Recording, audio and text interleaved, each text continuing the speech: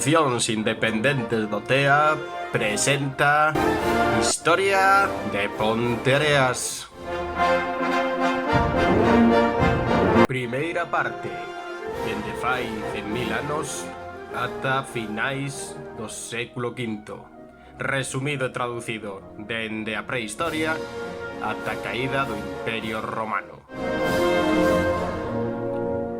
Pouco sabemos dos primeiros poboadores da nosa terra no Val do Tea,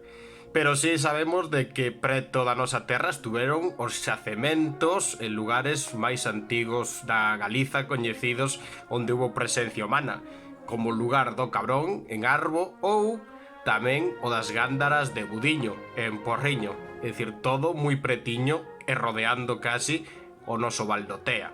Do que si temos datos é do asentamento máis antigo por agora coñecido dentro da nosa terra, que é en plena Serra do Galleiro, a casi 700 metros o lugar de Chan Grande.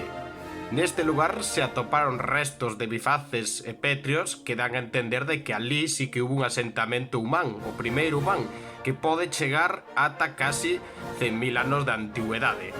Tamén polo concello se atoparon diferentes representacións deste primer período prehistórico, pero xa non antigos, como os típicos bifaces, que son utensilios feitos de pedra, ferramentas traducido, como os que se atoparon no lugar de Pedra d'Auga, cerca de Pontareas, ou na mesma auga da ponte coñecida como dos Remedios ou romana Pontareas baixo as augas, aínda que este pudo ser arrastrado dende outra zona polas augas do propio río Tea. O que si nos mostra son unhas sociedades seguramente nómadas que, polo que levamos atopado, preferirían vivir cerca de zonas altas, máis ben como é a Serra do Galleiro, porque así igual estaban máis protegidas. O megalitismo. O megalitismo é, dentro do que é a nosa terra, unha das representacións primeiras da prehistoria. Non é solo presente no noso lado, senón en parte da bella Europa, sobre todo da franxa atlántica, centro Europa e illas británicas. Este movimento, esta corrente, se caracterizaba por facer grandes monumentos pétreos para darlle culto aos mortos e enterralo. Así temos a súa representación máis viva e importante, que son os dolmes, chamados en galego antas, ou cando estas estaban cubertas, porque originalmente facían a estrutura pétrea con forma de cámara e pasillo e despois as cubrían de terra, entón se pasaba a chamar mamua ou túmulo.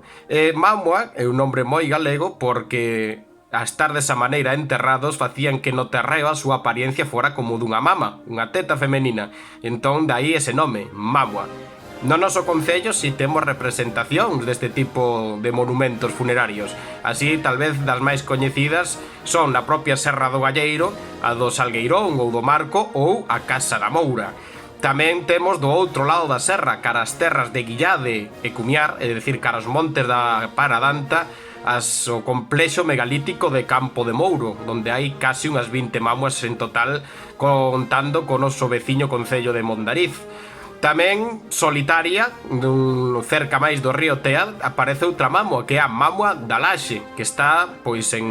Moreira, na parroquia de Moreira, pero moi pretiño da fronteira con Salvaterra, Fornelos. Tamén aparecen no Monte Aberto, entre Ribadetea e Padrón, é dicir, xa na baixa Serra Galleiro, unhas cistas funerarias que son máis da idade de bronce, é dicir, é a parte menos, se voi dicir, máis moderna das mamuas, pero menos monumentales, pero esta falaremos delas na idade do bronce, que é onde se achegan máis. Decir destes monumentos que moitos semellan que controlaban antiguas vías, é dicir, que non estaban construídos en lugares aillados, senón que se facían en lugares onde pasaban antiguas vías, sobre todo en cerca de portos de montaña, como pasa no caso do Alto do Marco, no Salgueirón, na Serra do Galleiro, ou no propio Campo de Mouro, na zona alta de Guillade e Mouriscados, no concello de Mondariz, claramente portos de montaña antigos, é dicir, que dende aí controlaban as vías ou simplemente se construían aí para saber que as vías pasaban por aí. Porque lembremos unha característica de que a mamua que temos no Alto do Marco, na súa coiraza estaba chea de cuarzo blanco, polo que seguramente tal onde está situada na montaña, se lle daba o sol en riba, se vería moita distancia reflexar o sol nese cuarzo blanco e faría un efecto óptico visto dende moi lonxe. Estes lugares tamén foron logo, co paso do tempo, zonas de mitoloxía, lendas e crenzas, así por exemplo como que na Casa da Moura en Riba de Cillarga se cría que antiguamente, cando os vellos eran moi maiores, se levaban ali para que morreran. Realmente isto é unha crenza que aparece en máis lugares da nosa terra, pero que tamén vincula un antigo monumento prehistórico funerario co ritual da morte máis moderno. A Idade do Bronce. Se algo ten de peculiaridade a Idade do Bronce, se as mámoas e o período megalítico chega máis ou menos ata fai 3.500 anos, 4.000, a partir dai ata fai un período máis ou menos de 1.500 anos aparece o que é a Idade de Bronce plena, e con ela a súa máxima expresión na nosa terra, que son os petroglifos ou a arte rupestre ao aire libre.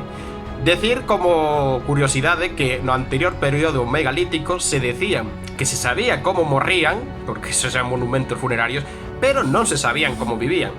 E agora en este novo caso, pasa o tempo e sabemos como vivían, ou cando menos o que facían, como os petroglifos, pero non sabemos realmente como morrían, que é unha controversia. Pero decir que en este tempo é cando se empezan a traballar máis o metal, e sobre todo o bronce. Así temos que, por exemplo, aparecen asentamentos xa máis avanzados, como pasa, por exemplo, na zona de Guillade, nun pequeno val, onde aparecen ata moldes para poder facer utensilios de bronce. Tamén temos outro asentamento, pero xa casi chegando ao final da Idade de Bronce, nun sitio moi emblemático, que é na Pedra dos Namorados, onde ao parecer xa hubo casi como un pre-castro, porque xa estaba fortificado o asentamento, pero ainda dentro dos parámetros da Idade do Bronce. Pero se algo temos que destacar, como dixemos ao inicio, son os petroglifos. E así, na noso concello, si florecen, na que non son tan coñecidos, moitas representacións desta tipoloxía. Tal vez estas sociedades empezan xa a baixar de zonas máis altas e se asentan en zonas elevadas sobre o propio Valdotea, é dicir, seguramente xa coñecían ben a agricultura e buscaban lugares un pouco máis profundos onde empezar a cosechar campos. Temos así, por exemplo, os primeiros petroglifos tal vez máis antigos ainda aparecen en zonas altas, todo hai que decirlo, como son o da Serra do Galleiro, do Cumio do Galleiro, que se atopa na Pedra Cumeira do Galleiro, ou tamén o da Picaraña, que tamén se atopa na zona alta. Son posiblemente os primeiros petroglifos moi sencillos, simplemente coviñas, pero orientados claramente á posta de sol, polo que se creen que estes primeiros petroglifos eran petroglifos ritualísticos, que posiblemente se derramaran líquidos e demais na posta de sol. Recordade que por aquela o sol supremo, como todas as culturas antiguas, sería o sol, e cando este marchaba sobre o océano, sobre a zona do oeste, a terra de Og, terra dos mortos, pois se facían rituales para que volvera a sair. E posiblemente estes son a orixe destes primeiros petroglifos, que eran simplemente casi puntos. Despois aparecen petroglifos moi similares en esas zonas sobre o Val do Tea, pero elevadas, como pode ser os do Monte Aberto, moi cerca daquelas cistas que vos dixen antigamente no período megalítico, posiblemente que tamén podían ser destes habitantes da zona do Monte Aberto, e tamén os da Carreira, ao outro lado do río, na zona entre Pías e Prado. Estes petroglifos son moi similares, son círculos concéntricos con coviñas en pedras pequenas e mediano tamaño. É dicir, posiblemente foran feitos polo mismo clan, ou polo menos serían moi relacionado un clan con outro. Logo, tamén temos moita máis riqueza na zona, que decilo, de Guillade, xa no que son as primeiras vertentes da Serra da Paradanta. Ali sí que nun complexo moito máis alto que sobrepasa o noso concello aparece unha serie de petroglifos dispersos por diferentes pedras que xa teñen moitas tipoloxías, dende círculos concéntricos a posibles formas de animais ata algún antropomórfica, é dicir, hasta casi de persoa. É dicir, unha variedade moito máis amplia, seguramente feita xa por outro tipo de clan que vivía naquela zona máis alta e que se expandía por toda aquela zona da alta ribeira do río Tea, é dicir, casi polas faldas da Serra da Paradanta. A Idade do Ferro e o período dos castros galaicos. Tras a caída da Idade de Ferro, que ao parecer hai un período de colapso, decir que por outro lado semella que avanza a agricultura e isto fai que os diferentes clans, povos e demais se asenten xa en lugares definitivos sobre a terra. Así, seguramente tras a escaseza de materiais de metais, por así decirlo, pero o avance da agricultura fai que nazan eses novos asentamentos fortificados, é dicir, cada clan, cada lugar xa ten os seus campos, terras de cultivo, lugares de gando, demarcados e demais, pero tamén hai unha escaseza de materiais. Isto fai de que tamén seguramente empece a haber pillerías, corredoiras e saqueos entre diferentes clans por algúns materiais que son primarios. E así posiblemente en torno ao 1000 a.C. nacerían os primeiros castros. Decir que na nosa terra temos dous claros que cando menos comezan as súas andanzas en torno ao século 6 a.C. Un moi famoso que abarca casi todos os períodos desta cultura galaica, que é o famoso, dos máis famosos da nosa terra galega, que é Troña, e outro menos famoso, pero que no seu tempo tamén foi un importante castro de estudio, que é a cidade de Caneiro, en Fozara. Decir sobre estes dous castros que comezan as súas andanzas casi paralelos, casi está un enfrente do outro, solo que un controla unha ribeira do Tea e outro a outra ribeira do Tea. Isto nos fai pensar de que entre eles sería un paso antigo e famoso sobre este río, que hoxe en día ainda existe nela ponte que se desconoce realmente o seu orixen de Caneiro, porque anteriormente había outra que era das Cons, que era máis antiga, e que tuveran unha posible rivalidade entre eles. Decir que en este arranque a cidade de Caneiro se vella que collera ventaxa, porque temos probas de que cando menos en torno ao século IV a.C. tiña relacións comerciais cando menos ca costa e esta co mundo mediterráneo. Así aparecen en el restos cerámicos como por exemplo da Magna Grecia, que era parte de Italia que pertenecía ás colonias gregas. Tamén en este castro aparecen restos de armas como os restos dunha espada de antenas ou unhas puntas de lanza que semellan aparecer cerca dunha tosca a estela funeraria adicada a un guerreiro. Co paso do tempo, chegamos en torno ao século II a.C., e estes dous castros siguen o seu apogeo, pero semella que Caneiro vai caíndo e Troña vai collendo máis esplendor. Pero en este período empezan a nacer novos castros, posiblemente tamén importantes, sempre controlando as marxes do propio Val do Tea. Así temos, por exemplo, o Castro Mao en Guillade ou o San Cibrán, nos montes do que é a Serra do Galleiro, pero da zona xa tirando hacia o Faro de Budiño.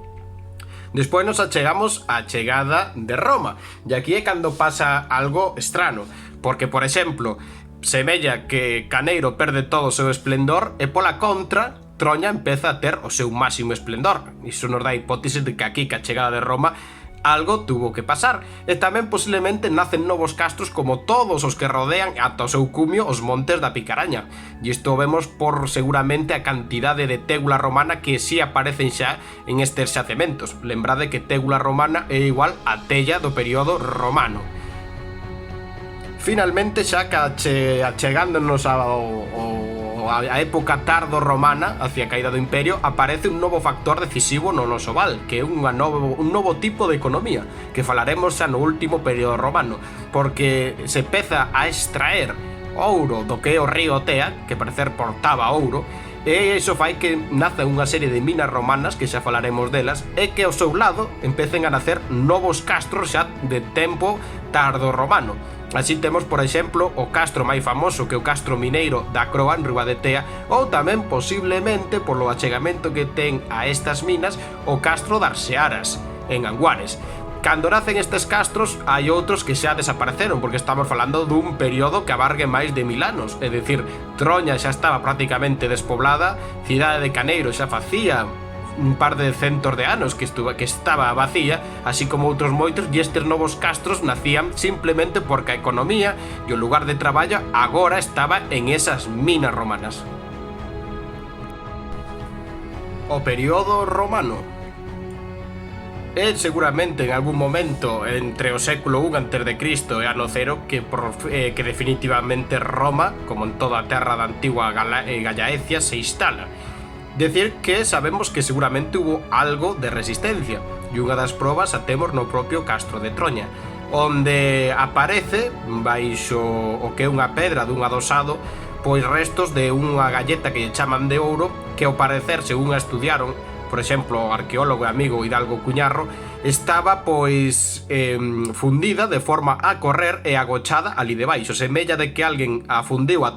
varios obxectos de ouro a toda a presa, as agachou ali debaixo e algún día pensaba recuperalo, e isto nunca sucedeu. E todo isto data en torno ao século I a.C., decir, seguramente en ese período de conquista, polo que pode ser unha proba de que algo aquí aconteceu cando chegaron os romanos.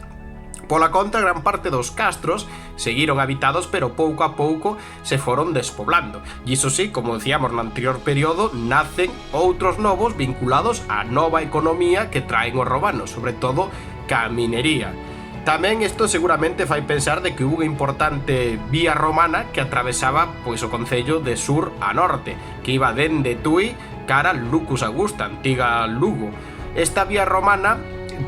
hai autores que dicen que pode ser a coñecida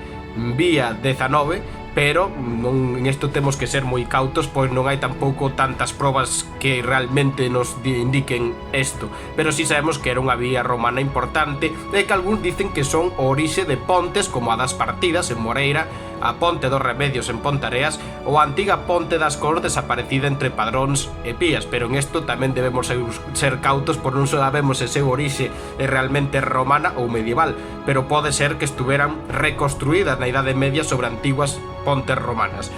Desta antigua vía romana importante, algo que temos que destacar é que a carón dela aparece o que foi a actividade económica máis importante, que son as minas, e que posiblemente hasta lle dan nome ao noso concello. Temos así registradas por arqueoloxía, no que é o río Tea, 7 minas romanas de extracción de ouro, e que comezaremos citando de sur a norte, tendo baixo ponte da autovía de Moreira a primeira, que sería a das Covas. Decir que as Covas era o seu nome tradicional, como nosos antepasados lle chamaban a estas minas, que agora explicaremos un pouco como eran. Pois temos as Covas de Moreira, logo xa en Pontareas, na zona de Anguares, Pontareas, teríamos as Covas tamén outra vez con este nome, despois teríamos a da Moscadeira, para pasar tamén as Covas da Ponte, baixo o famoso Car Récord, ali estarían os restos desa mina. Tamén temos en Bugarín a Barxa Moura, e por último na zona da